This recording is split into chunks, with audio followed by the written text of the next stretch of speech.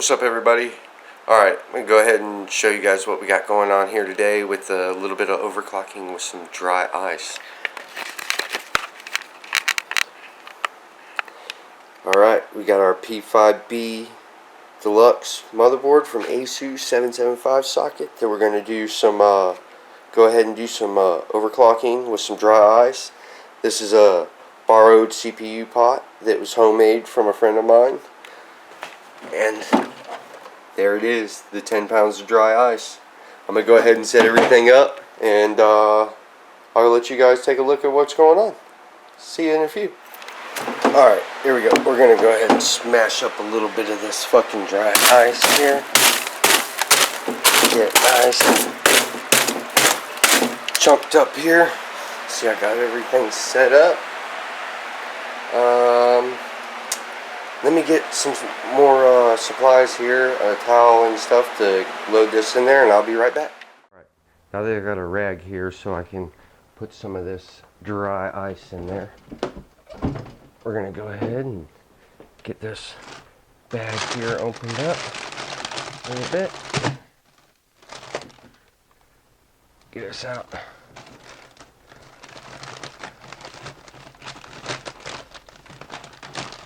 Nice little chunk here. Drop it down inside our CPU pot there.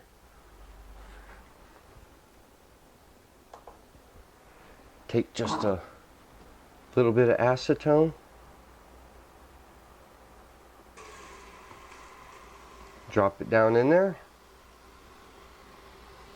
You hear it boiling pretty good in there.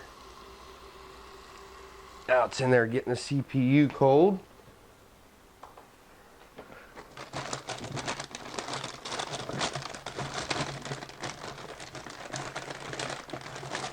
We'll go ahead and take another little piece. Oh, that one's too big. That one was all right.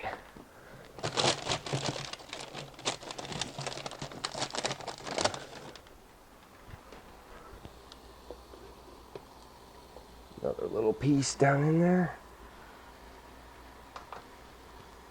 Pour a little more acetone in it.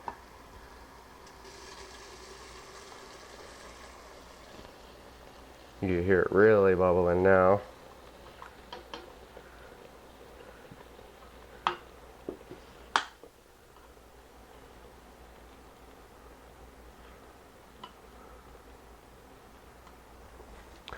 Let's get a couple more chunks here.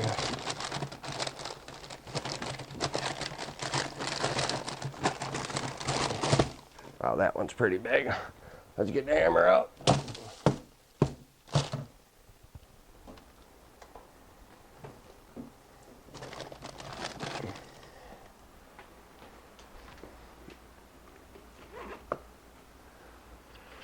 All right, and here we go.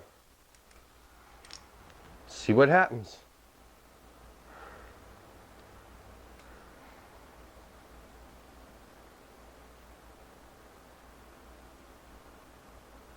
And there we go. ASUS P5B Deluxe. Let's get into the BIOS here. CMOS failed. And there we go. We're in the BIOS. Let's just give you guys a quick look at what the temperature is so far. And so far, our temperature is minus 67.5. Pretty freaking awesome. There's minus 68. So let me set up this tripod and everything, and we'll get back here in a second. I went ahead and I got the CPU pot full of dry ice. As you can see, we're at minus 69.5 degrees on the CPU. And we're going to go ahead and start giving this thing more voltage. See what happens.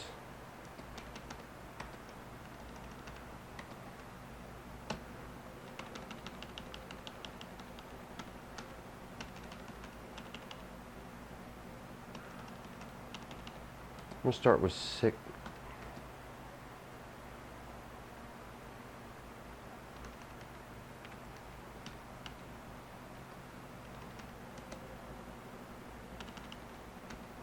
memory voltage.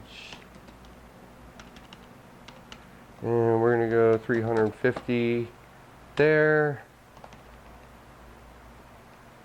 And see if it boots. Here we go.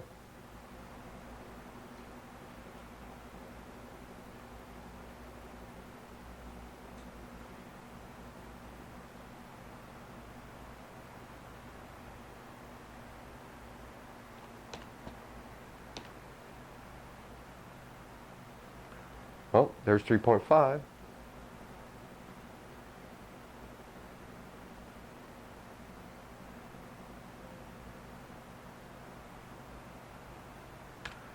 And we don't have a CPU fan plugged in, so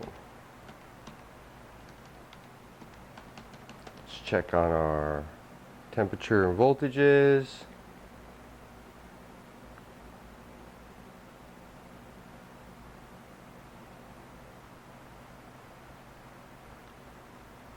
And we're at 1.66 volts. And we've got a temperature of minus 60 C here. Let's see if we can get that to go down a little bit.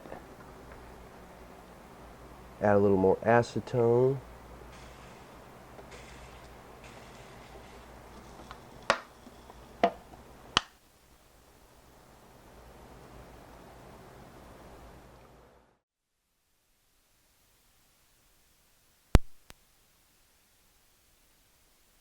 Alright, sorry about the wait there a little bit, but as you can see, we're still at minus 49 degrees, 42 degrees, and we're at 1.7 volts. I'm going to go ahead and drop a little more dry ice down inside this thing.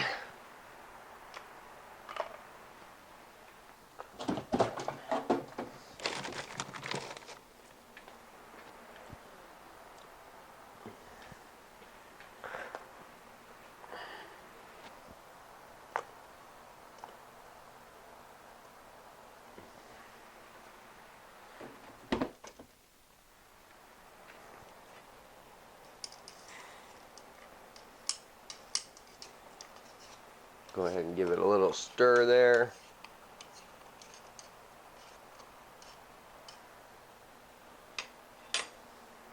Alright, we're still at minus 42 here. Most I was able to get out of this thing before was 390 front side bus. So far we're at 400. Let's see, 420. Let's try that. See what happens.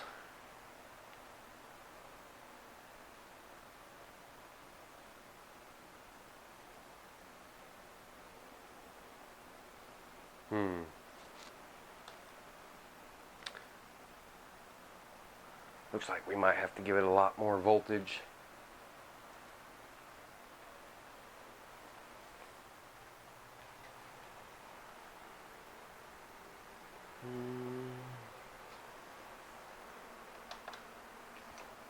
Yep.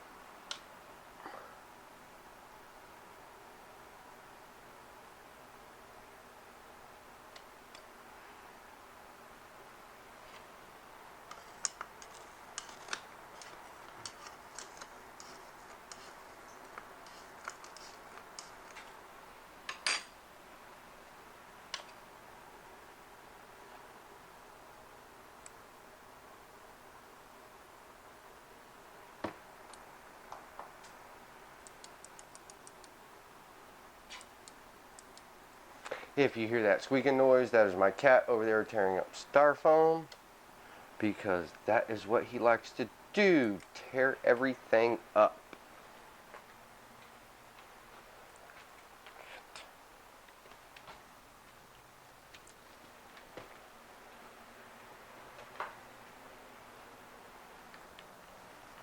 Alright, let's see here.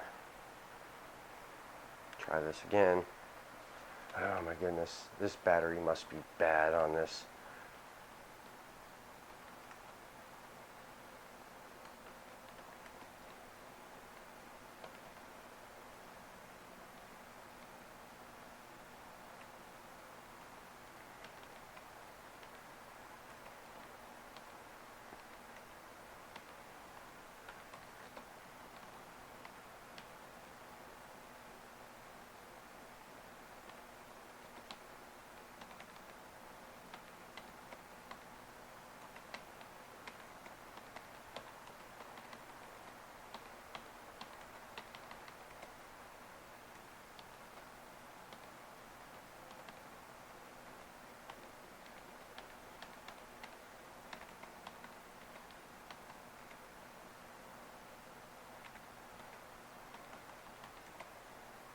See what our temps are and our voltage.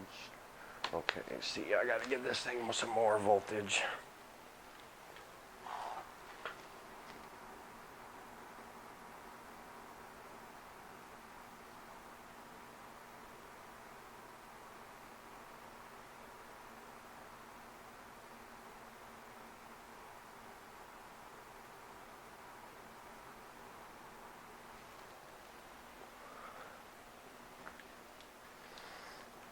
Alright, now when I set the voltage here, should have way more than 1.7 volts, and we might be able to get to push 420 megahertz on the front side bus.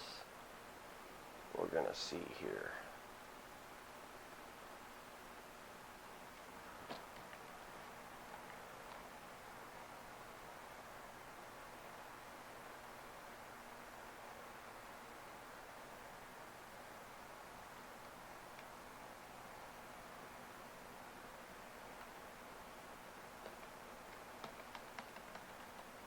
See how many volts we got now.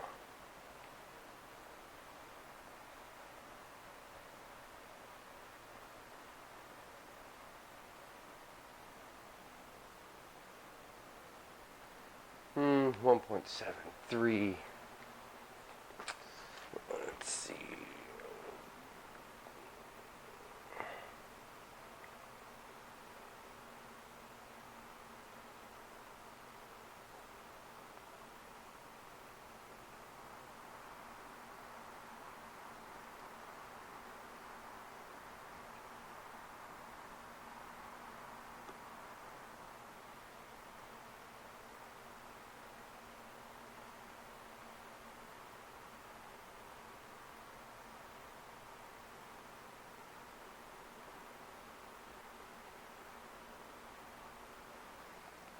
Here we go.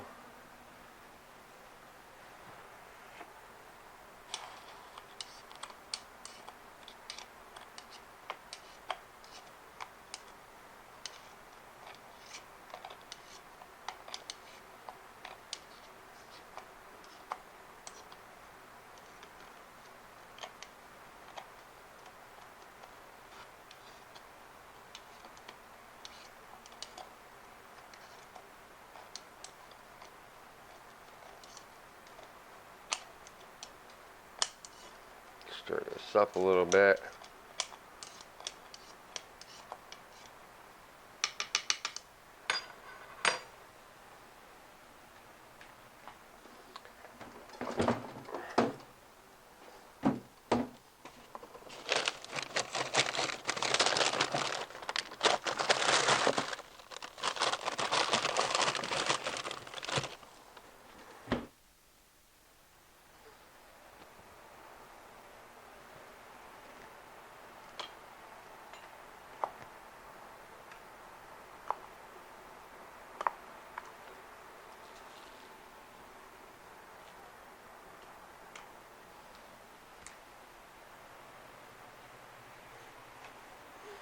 All right. Let's see if she'll do 420 megahertz this time. Try to bump this up to this first. Let's see. All right, everybody, we're back in here, and let's see, we're gonna zoom in a little bit on the screen. As you can see, I got 1.85 volts, 856 volts. All right, everybody. Now that it's been a day or so and I've been able to get the results together, we're going to go ahead and run through the results real fast of my dry ice run. The first CPU we're going to start with is the Celeron 440 at 4100 megahertz that I ran, which was up 200 megahertz from the 3900 megahertz that I run before. And with hardware bot prime, I had 2218.57 primes per second. And then the next test that I ran was Geekbench 3 multi-core, which was a 2067 at 4000 megahertz. Okay, since I had issues with that CPU, I swapped to a different CPU and decided I wanted to test multiple CPUs since I had a bunch of dry ice. So I went ahead and I ran my Q6600 next, and I was able to get 4499.9 megahertz, 4.5 gigahertz basically out of it for my CPU frequency. And the first test that I ran was W prime, and I was able to run that at a stable 4410, so 4.4 gigahertz. And I ran W prime 32M at 9 seconds and 266 milliseconds. SuperPi at 4410 megahertz was the SuperPi 1M was 11 seconds, 841 milliseconds. The next test I ran was Cinebench R11, and we had 4.96 points, and that was ran at 4410 megahertz. The next CPU that I tested was my Celeron D356, and I finally broke into the 6 gigahertz club with a 6033.3 megahertz submission validation there. So the next test that I ran was Hardware Bot Prime with it at a stable 5874 megahertz. I got 1489.57 primes per second. The next test that I did was SuperPi 1M, which was 25 seconds, 506 milliseconds. And then I swapped CPUs again to my Core 2 Duo E8400. Let me remind you guys here that I ran the Celeron D356 in my P965 motherboard, which is the Asus P5B, the Q6600, and the E8400 went in the Gigabyte EP45C UD3R P45 motherboard. So the results that we got with the E8400 was 5580.1 megahertz, which is pretty good, but ain't that great. I probably could have got a little bit more, but I was having memory troubles with this CPU, and was just swapping out memory and burning up dry ice, so I basically did the best that I could. My SuperPi run was at 5535 megahertz, and I did the SuperPi 1M at 8 seconds, 518 milliseconds. Let's see here. The next test that I ran was Hardware Bot Prime with 5490 megahertz, and I got 4295.16 primes per second. The next test that I ran was W prime 32M, which was 14 seconds to 32 milliseconds, which was at 5400 megahertz. GPU Pi for CPU 100M, it did it in 1 minute 19 seconds 342 milliseconds, and that was about it for the testing that I did, because the motherboard started acting weird with the RAM. So I'm gonna have to get a couple of different sets of RAM and see what we can do here, because having a limited amount of sets of RAM is you gotta have a few different sets of RAMs for different CPUs, because they like different timings and stuff like that. So it's always good to have 2 or 3 sets to swap around to. So maybe next time I do some dry ice, I'll go ahead and test out each set of RAM that I got for each CPU, and this way we don't have so many issues with memory and stuff, and maybe I could show the whole process next time instead of just clips of me filling up the pot and then the testing at the end. But if you like this video, go ahead and give it a thumbs up. If you didn't like it, give it a thumbs down. If you wanted me to see more stuff like this, go ahead and subscribe over there in the corner, and we'll see you in the next video. This is Shady Reaper, Jason with Overclocking and Modding, and we'll see you next time. See you guys.